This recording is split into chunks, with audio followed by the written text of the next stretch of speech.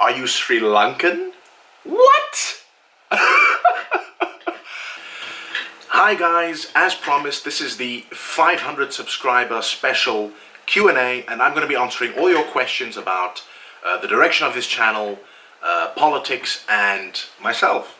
So let's get right into it. So Jack asks, I would be interested in knowing what mainly influences your opinions, what you do for a living outside of YouTube, what your future goals for the channel are, and he also wants to see me do a political compass test. That's actually a good idea. I'm definitely going to do a political compass test when I reach 1,000 subscribers, so, stay tuned for that. And then you guys see, what my true beliefs are. And in terms of the direction of the channel, essentially, I want to keep growing the channel, and I want to keep doing what I'm doing. I want to keep making, basically, political analysis videos about, various, international issues and things going on, and sort of how they link to each other. And basically, just to make it clear for you guys, if you want, sort of like daily news or, the latest tweet from AOC or Donald Trump or whatever, that's not what this channel is about. If you want that, go to Kyle Kalinske, go to, David Pakman or Jimmy Dore or whoever you want, But for this channel, we're going to be posting once a week, maybe twice if I can do it, about, sort of more deeper background analysis of things going on. So, for instance, a couple of weeks ago, TYT posted a video about, Hungary and how Viktor Orban is seizing power there, but that was basically a news headline kind of video. They didn't really go that much into depth, and so in response to that, I made a video that really explored how Viktor Orban was able to rise to power in Hungary, and not just sort of the headline of, oh, Viktor Orban used coronavirus, because of course coronavirus is only the culmination of sort of his rise to power, but what's more interesting is finding out, how that came to be, and sort of what lessons there are to learn for us, here in America, in the United States, in Asia, wherever you're living, wherever you're watching my take from. So that's kind of the direction that I want to take the channel in. And in terms of what I do outside of this channel, I am a full-time student. I study economics and politics, so I actually am, studying full-time, so that's why I only post once a week. And I also, well, until before the corona crisis, I also had a side job, working in sort of the hospitality industry, behind the bar as a waiter, these kind of things. But obviously with the coronavirus, that's no longer possible. Alright, so Freestyle says, I was hoping this channel would have focused more on Europe. And basically what I have to say that is, yes, it will focus on Europe, it'll also focus on America, it'll also focus on Asia. This is an internationally focused channel. I do international politics, I do US politics. So I've done videos on essentially almost every part of the world. I've done a video about the coup in Bolivia, I've done a video about authoritarianism in Hungary, about the genocide in China, and about elections in America. And that's essentially what this channel is going to be about. It's going to be about internationally focused politics, where I do analysis and give you sort of the backstory of what's going on and in various parts of the world. But it's not just randomly taking stories or things happening around the world. They're all connected in some way, right? So if, Viktor Orban is seizing power in Hungary, that's directly related to what's happening in America. In America, there is a trend, there is a shift toward right-wing authoritarianism. And we see that happening around the world. So events around the world are connected. So even if I focus on, countries all around the world, I do try to connect things. And you'll see this also in some of my playlists. For instance, I have a playlist on a liberal democracy, which is, of course, the trend toward having sort of authoritarian electoralism. Alright, so Eric Kraus is asking, what's your opinion of America? What should America change? And what is your favorite food? Well, basically, I think I have a mixed opinion of America because I spent about half a year living in America, and I also worked on one of the congressional campaigns in the 2018 midterm elections, and that kind of gave me like, a close-up look at the American political system. And kind of what I really liked about America is that there's such a strong civic culture, such a strong idea of citizenship, and although not as many people vote in elections, the people who participate in politics in a much more engaged way, I think, than, for instance, in Europe, where way more people vote, but people don't participate that much in politics, So that's kind of what I like and respect about the whole strong civic culture, respect for things like the First Amendment, like absolute free speech, these kind of things. But, America also has a lot of problems, clearly. So I definitely think America needs to move towards a universal healthcare system. America's electoral system is quite frankly outdated. Like, you can't have a system where it doesn't matter how many votes you win, you could still lose the election if you don't win enough states.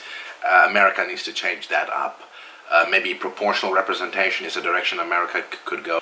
And so in that sense, I think America can learn from Europe, but Europe can also learn from America. I think a lot of sort of the economic and social stuff America can learn from Europe, but I think Europe can also learn from America and sort of having a much stronger tradition of, strong idea of kind of a civic citizenship. Because I think in Europe a lot of people still kind of hold on to the idea of bloodlines as the basis of citizenship. So that, and in terms of my favorite food, I don't know, that's a tough one. I like meat. Anything with meat will do. I'm a meat eater. Bacon, chicken, beef, whatever. Meat is fine. Alright, so MMA Fighting is asking, are you Sri Lankan? What? Okay, I don't know why people are asking me this. I'm not Sri Lankan. Yeah, the next question is actually Nymph saying, yeah, I'm wondering where you're from and currently located because your accent sounds sort of mixed. That is true. I am of a mixed background. But I think I'll actually leave that as a bit of a mystery for you guys.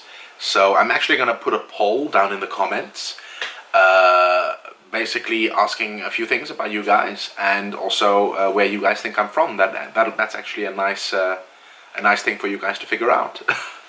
All right. So the next question is from Jack, and he says, I'd definitely be interested in what made you start your channel, your backstory. And he'd love to see another video about Biden, what Biden can do to help his campaign. So basically, yes, I'm definitely going to do a video about what Biden needs to do to win the election. That's going to be upcoming in the next few weeks. And then, yeah, in terms of what made me start my channel, I guess I probably, like many of you guys, I was subscribed to, Kyle Kulinski and David Pakman and all these kind of people. And I really kind of respected what they did, and I really kind of felt the desire to sort of exercise my political voice, put my voice out there, and just see what people think, share my perspective. And so I kind of thought, I'm approaching the end of my studies. If I ever start a YouTube channel, if I'm already working, have a full job, I'll never have time for it. So let me just start it now or never. And we'll see if it works out. Otherwise, maybe it's just a nice hobby. So that's what I'm doing now, basically. Thanks to you guys. I've reached 500 subscribers, which I honestly never thought I would reach that level. And it's still very tiny, but I'm hoping to push forward. If you haven't already subscribed, of course, subscribe down there. If you appreciate what I'm doing here, I'll be honest. I use a camera and a mic. It's not that expensive to make the videos, but it does take quite a bit of time. Actually, it takes quite a lot of time to make these videos. So if you want to leave a tip or anything, my Patreon is down in the description below. But anyway, the next question. Alright, so Daya is asking, how important do you consider getting your news from both sides of the political spectrum? Yeah, so these days there's really a great danger that people fall prey to echo chambers. Like it's really easy to fall into an echo chamber, either right wing or left wing. And I think it's really a bad thing when people only hear sort of perspectives that reinforce their pre-existing views. Like, so I make an effort myself also to look at right-wing news, to look at left-wing news, and I would encourage you guys to do the same. Don't just definitely subscribe to my take, but also look at other channels, also look at other perspectives, and make sure that what you're looking at is facts-based. Like it's really important these times to sort of be media savvy, understand how media works, and make sure you get different perspectives on the issues. Right, so Aaron Flip is asking, do you think this video can get 50k or 100k views? Well, I don't know, guys. Can it? If you guys, share, like, subscribe, maybe it can go viral, but I don't know. We'll see. And then Bernie's Silent Earthquake is asking, about the Yellow Vests. Yeah, that's a very good question. She is one of our Patreons. So in summary, the Yellow Vests are basically a protest movement that started when President Emmanuel Macron of France announced a new fuel tax to offset carbon emissions. And this price hike was the spark that led to a wave of protests. And because this tax mainly affects French drivers, and French drivers by law have to have yellow vests, the protesters ended up wearing yellow vests to the protest, and that's how they got their name. And although the protest started as an anti-fuel tax protest, it became a symbol for wider discontent with the political system and the leadership of Macron. Because Macron is seen by many as the president of the rich. He has loosened labor laws and he has abolished France's wealth tax. Many people forget that Macron actually has a lower approval rating than Trump, at just 25% during the height of the protests. There was some violence during the protests, but that came mostly from extreme right and extreme left protest groups that hijacked the movement. So who are these yellow vest protesters? So in the beginning it was mostly rural Frenchmen who have to drive to the cities every day and would be the most affected by the tax. You also see that the protesters are mostly lower middle class, so people who are too poor to make ends meet, but too rich to qualify for social benefits. And for this reason, their demands changed from abolishing the fuel tax, which Macron was forced to do, to things like raising the minimum wage, introducing democratic referendums, and other things. But it's important to note that the Yellow Vests are not partisan.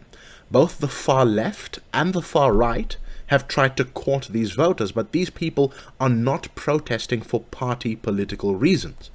They are protesting because they are fed up with the French political system as a whole, and the movement has no leaders. Alright, thanks for watching, guys. Like, share, and subscribe, because this was my take.